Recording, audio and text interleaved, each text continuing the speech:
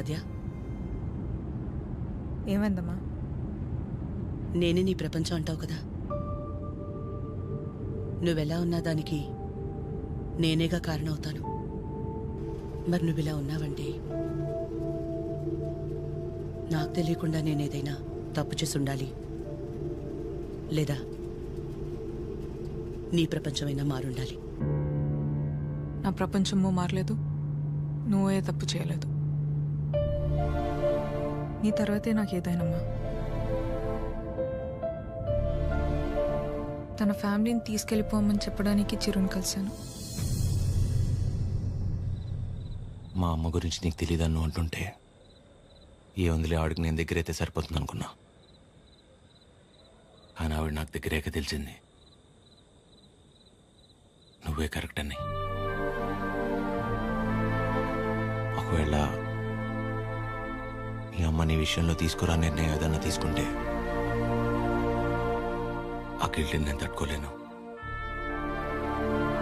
అందుకే ఎలా వచ్చాను అలాగే వెళ్ళిపోతాను. ప్రతి మగాడి విషయంలో సమస్య వేరు, పరిష్కారం వేరు.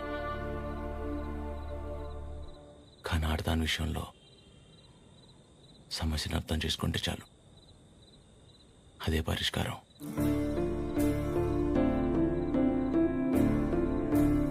I'll miss you.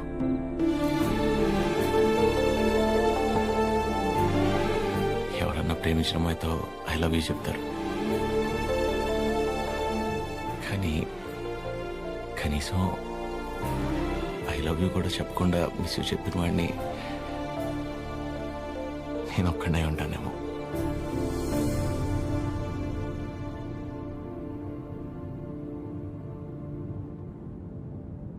ఇప్పటిదాకా నేను ఒక్కదాన్నే నీ గురించి ఆలోచించాను, కానీ ఈ విషయంలో వాడు కూడా నీ గురించి ఆలోచించాడు. అనుకోకుండా ఆ తర్వాత రోజు ఏదేదో అయిపోయింది. అయింది చాలమ్మా.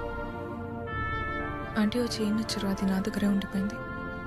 కీర్తనకి ఇచ్చి పంపిద్దామని తీసుకొచ్చాను.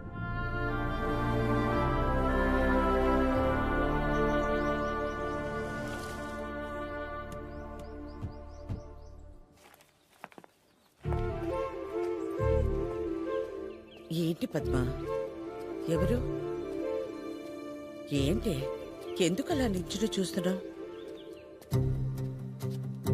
రండి, రామ్మా. వెళ్ళి లోపలికి తీసుకురా. నువ్వు వెళ్ళు. ఆ? పద్మ రండి, రామా కూర్చోండి. రా, కూర్చో.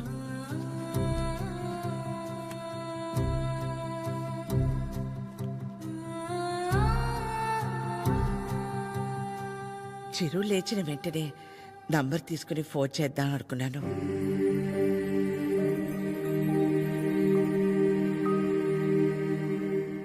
కాఫీ టీ ఏమైనా? పర్లేదు, థ్యాంక్ యూ. ఏమొద్దు. కాఫీ టీ అంటే 10 నిమిషాలు పడుతుంది కదా. ఈ లోపు మనం ఎక్కడ ఏదో అడుగుతామని భయపడుతున్నారు. మనేమి అడగమని చెప్పేసి అది.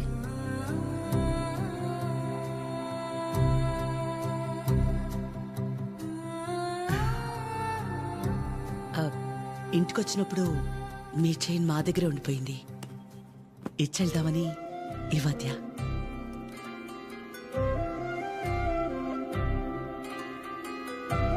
తొందర ఏముంది? తర్వాత అయినా ఇచ్చి ఉండొచ్చు కదా. తొందరని కాదు, ఎలాగూ వస్తున్నాం కదా అని. నేను వెళ్తాను అది. పద్మ ఆగు, వాళ్ళు వచ్చారుగా. ఎందుకు అది ఉండి నేనుండబట్లేక ఏదో అంటాను, మళ్ళీ ఏదో అవుతుంది. నా వల్ల అయింది చాలదా? ఏదో బిడ్డవాడు కాబట్టి ఒక మాట కూడా అనలేదు.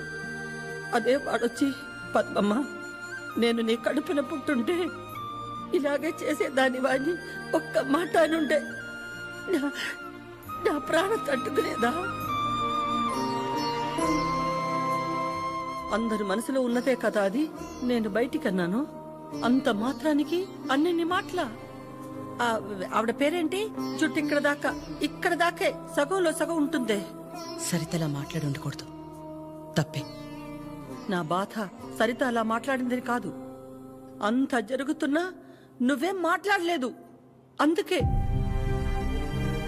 ఏం మాట్లాడాలి పద్మ?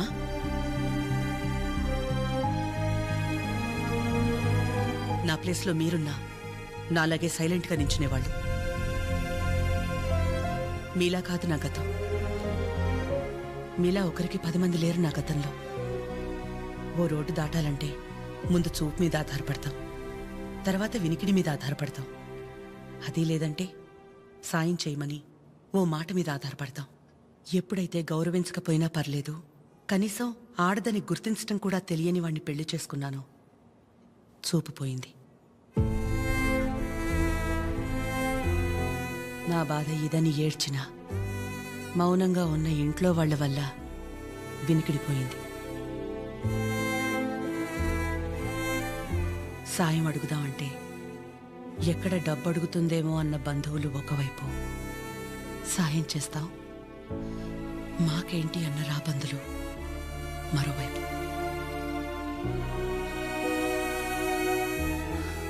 అయినా ఆగిపోకుండా ముందుకు నడిచానంటే ఒక్కో అడుగు ఎంత నరకం అయి ఉంటుంది.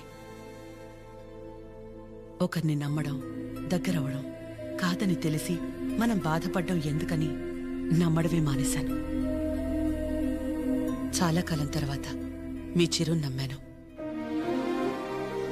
మీకు దగ్గరయ్యాను.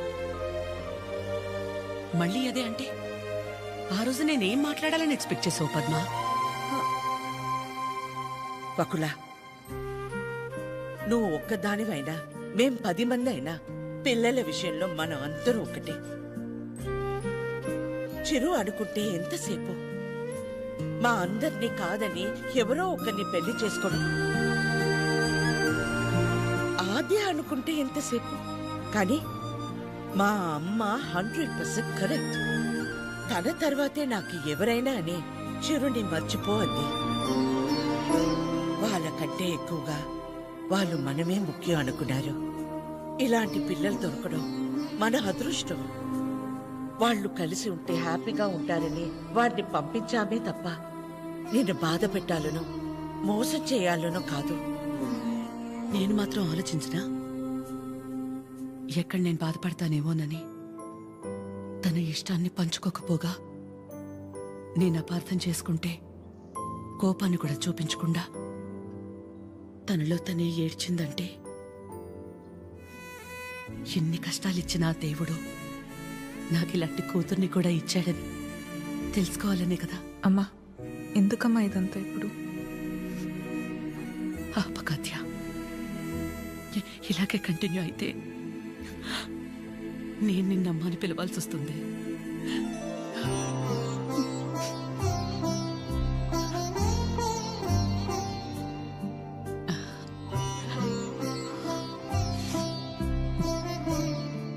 అందరూ ఒకవైపు, మనం మాత్రం ఒకవైపు ఉంటే ఆ బాధ ఎలా ఉంటుందో నాకు తెలుసు. అలాంటిది ప్రవళిక విషయంలో ఒక్కతే ఉన్న తన పక్కన చిరు వెళ్ళి నించున్నప్పుడే నాకు అనిపించింది తనందరిలా కాదని.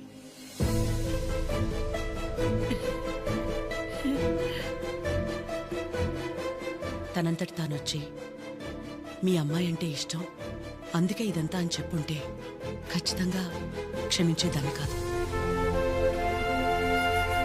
ఎప్పుడైతే తన వల్ల నాకు ఆద్యకి మధ్య ఇంత దూరం కూడా రాకూడదనుకుని తన ప్రేమని పక్కన పెట్టేయాలని నిర్ణయం తీసుకున్నాడో అప్పుడే తనకంటే ఆడవాళ్ళని గొప్పగా ఎవరూ అర్థం చేసుకోలేరని అనిపించింది.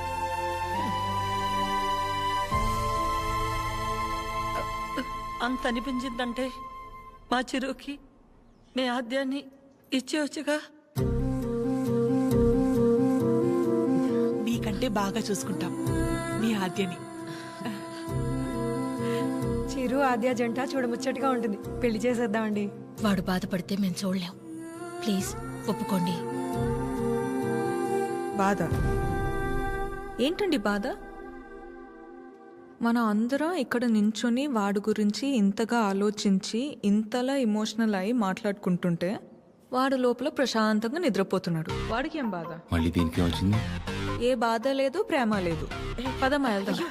ఏంటమ్మా అందరం ఒకటయ్యాక ఈ ఆడాళ్ళని ఎవరండి నిద్రపోయింది? ఆ? ఎవరండి నిద్రపోయింది? 4 నెలలు అయింది నిద్రపోయింది. ఏ ముహూర్తాన్ని చూశాను అప్పటి నుంచి నాకు నిద్రలేదు. కళ్ళేంటి ఎర్రగా ఉన్నాయంటే షాంపూ పడిందని అబద్ధం చెప్పుకుంటూ తిరుగుతున్నా. చిచి, ఇప్పుడు దాకా నా పెళ్లి కాకపోవడానికి కారణమైన మీరు అందరూ గొప్పోళ్ళు. అసలు పెళ్ళే వద్దని ఈవిడ గొప్పది. ఇదిగో తినుందే, ప్రేమించినోడు ఏమైపోయినా మా అమ్మే నా సర్వస్వం అనుకున్న తిను ఇంకా చాలా గొప్పది. మీరందరూ గొప్పోళ్ళు, నేను ఒక్కడే తెంగరోని. అరే చిన్నపిల్లోడు, అమాయకుడు ఇలా అయిపోయాడని కనీసం కనికరం లేదా మీకు? మీ ఆడాలతో యుద్ధం చేసేంత శక్తి నాకు లేదు. మిమ్మల్ని అర్థం చేసుకునేంత జ్ఞానం ఏ దేవుడు ఏ మగాడికి ఇవ్వలేదు. ఒకటే అనగలను, ఆడాళ్ళు మీకు జోహార్లు. అతే అతే అతే, ప్లీజ్ ప్లీజ్, మీ అమ్మాయి నాకు ఇచ్చేయండి. ప్లీజ్ ఇచ్చేయండి.